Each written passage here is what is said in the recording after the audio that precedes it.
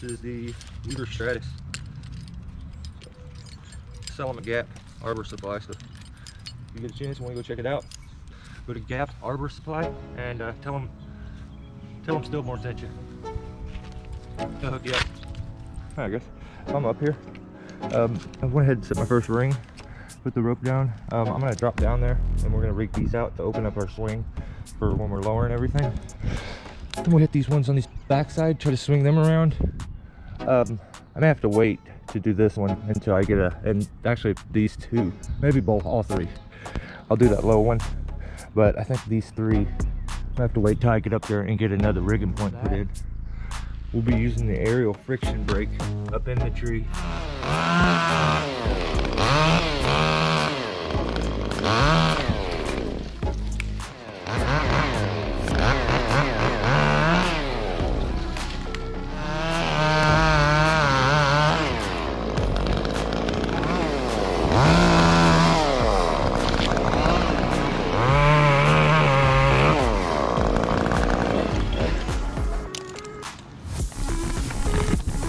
So I'm gonna pull the aerial friction brake up, probably put it up here on this, and then we'll rig that, probably that, and then I'll go out on that and we'll piece it out, swing it this way over the fence, and then out here.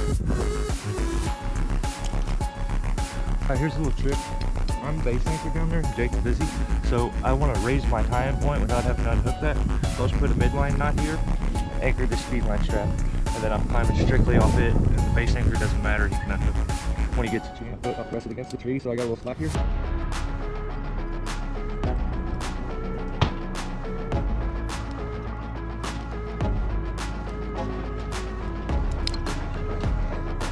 Should we get it up again? Ah, come on.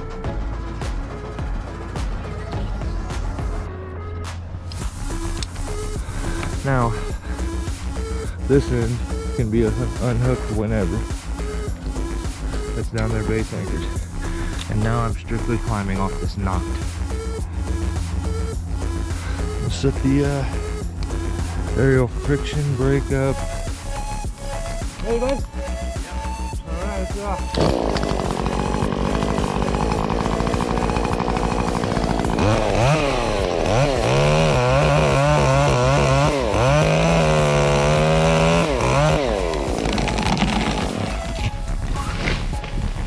Beautiful job, man.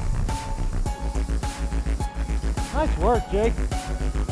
Be careful there, because then it can swing, all right? Do you need me to come down and get the rope?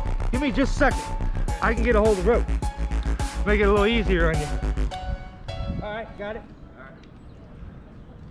All right, so welcome back to part 2 of this.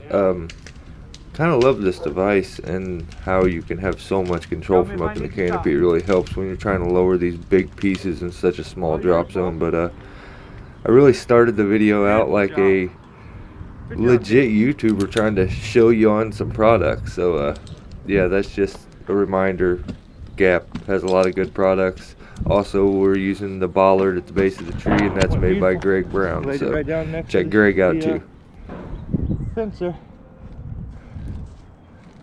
So I'll put you guys somewhere out here, or maybe there.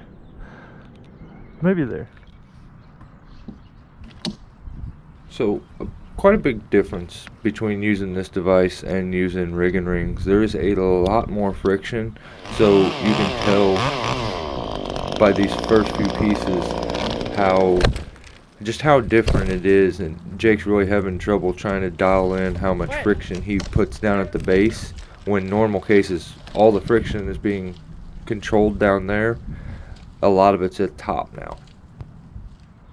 So we're using 2 of the 3 wraps that you can do on this, so this is about medium friction. It could definitely be quite a bit more, and the design of the center sheave of this is squared off, so I think that really creates a lot of good friction. I end up getting bumped right here as this thing swings around because it just not quite got it, so that hurt a little bit.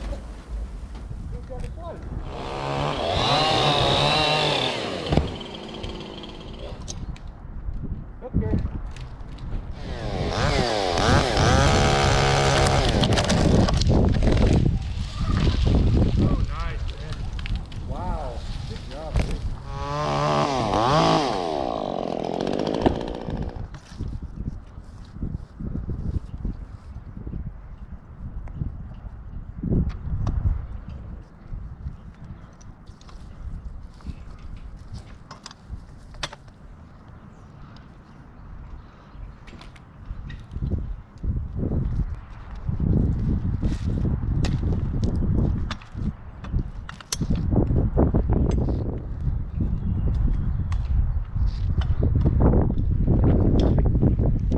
Ready?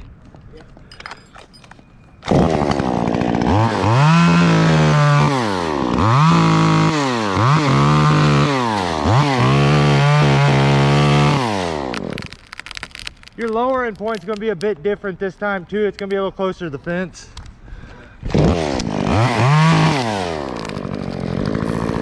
Right down. Come on, man. Damn. Okay, so we probably missed the last few limbs. My last battery shorted out a couple times. It may have maybe 2 to 3 limbs, I think it missed. So what we ended up missing was those 2 that you see there and there by the ropes. What I'm going to do is I'm going to go up, I'm going to self-rig the rest of this top and pieces and bundle it, and then lower the bundle down using the aerial friction brake. I had to leave to go pick my wife up, so loving the rope runner. It's just figuring out, I think it needs to be adjusted out.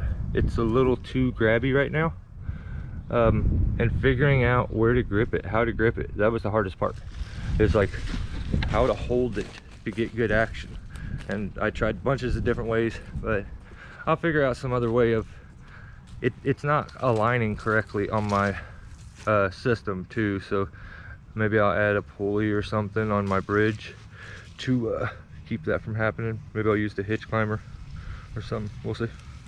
But yeah, I'll cook you when I get back up here.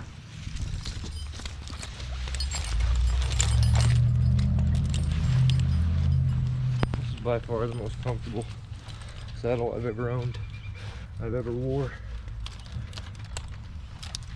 So light, still incredibly like stiff and rigid where it should be too. It's not like floppy. So adjustable, but I have everything sewn into place so it can't move to where I like it. Yeah, and then I added these suspenders to it. I think there's like $15 suspenders from like a Rural King or Menards or something like that. This is the Weaver Stratus. Sell them at Gap Arbor Supply, so if you get a chance and want to go check it out, go to Gap Arbor Supply and tell them Stillborn sent you. They'll hook you up. These are aluminum pole gaffs. I don't wear anything else, even on rough bark trees. I use aluminum pole gaffs, Buckingham Velcro, double big buck pads, and these are the secret. These Weaver ankle pads.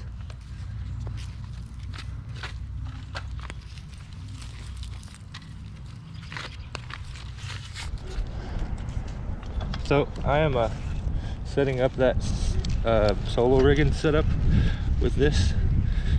I'll show you how it works as I go. So what I've done is I've anchored my rope right here to this fork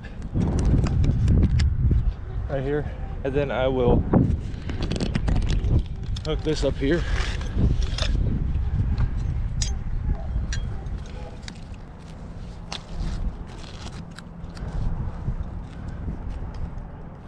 So now I'm going to take this, and first I'll rig out the ones behind you guys and just try one first.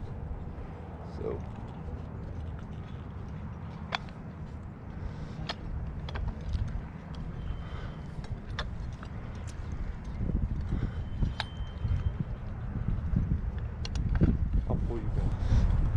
Okay, so instead of me having to put a billion different little texts and everything, I'm just going to explain this. We extend the span of rope between them 2 points to reach the branch that we're trying to rig. So even though that span between them 2 points isn't very big, we can extend it out by grabbing that section of rope and extending it to the point and the limb that we want to rig. We use a speed line strap because it can clip We'll rig out this branch to that section. It goes to this. Here it is. Right, good enough. And that will swing around over there.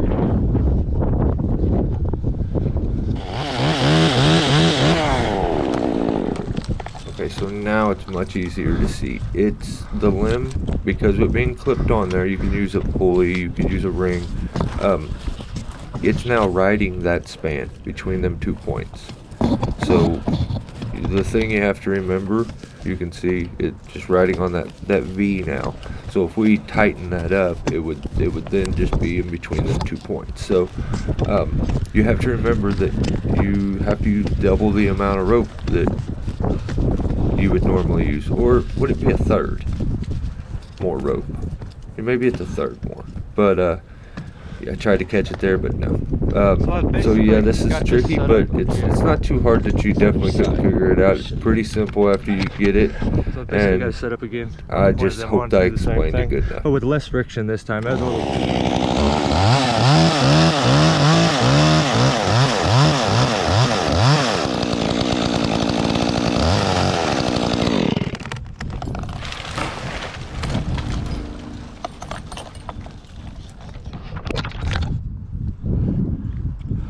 I gotta drop down some.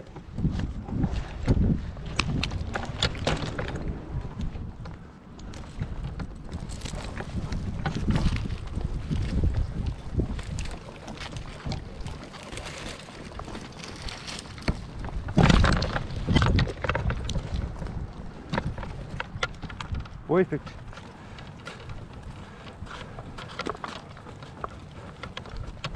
I think that was the biggest one too.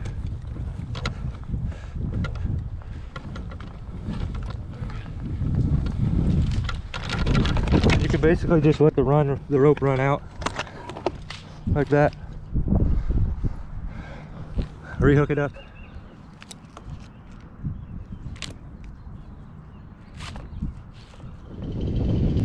So I use these speed line straps mainly because I can keep, you know, 5, 6, 7, as many as you really want on you, instead of having to call down or pull up a ring or a pulley repeatedly. So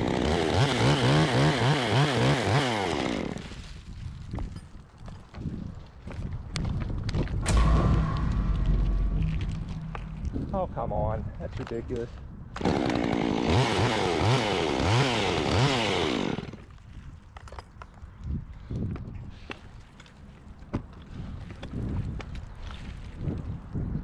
That's almost out. Come on. There we go. Oh, let's do this.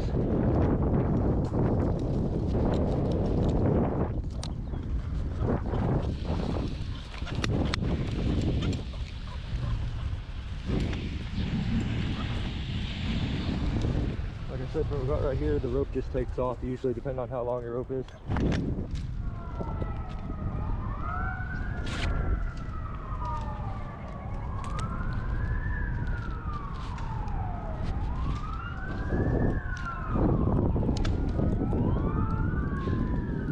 So here's where it gets a bit more convoluted.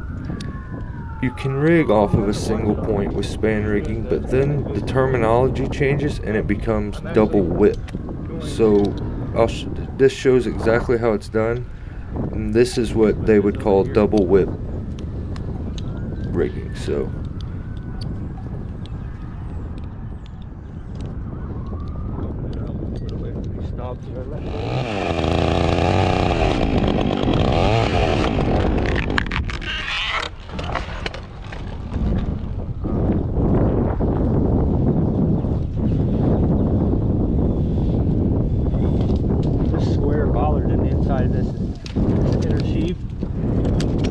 works so perfect, it gives you friction on all the points. Works really good. So probably gonna lower that down, and then I'll just take chunks. Okay. So I chunked down wood until I got that sweet gum. We're straight pole now. We're hooked up with our rope.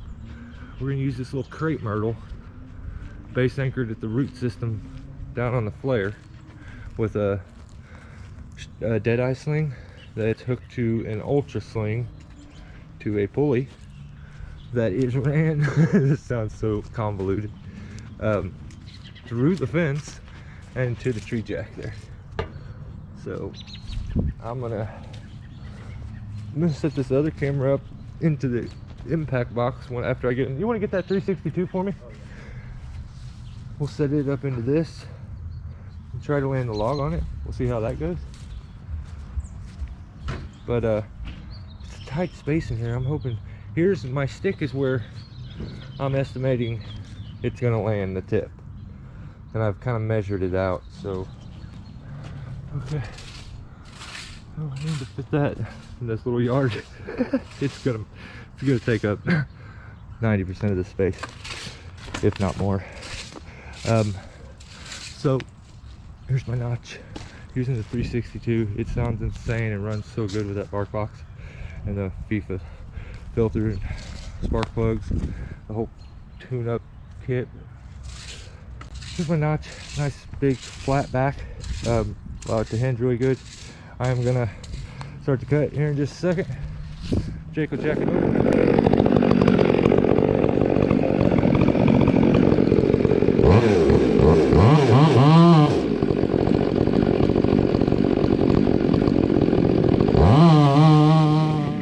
So I really hope you guys enjoy this more long form content. I enjoy telling a bit more of the story. They're much more difficult for me to make and put together. So stay safe. I'll catch you next time.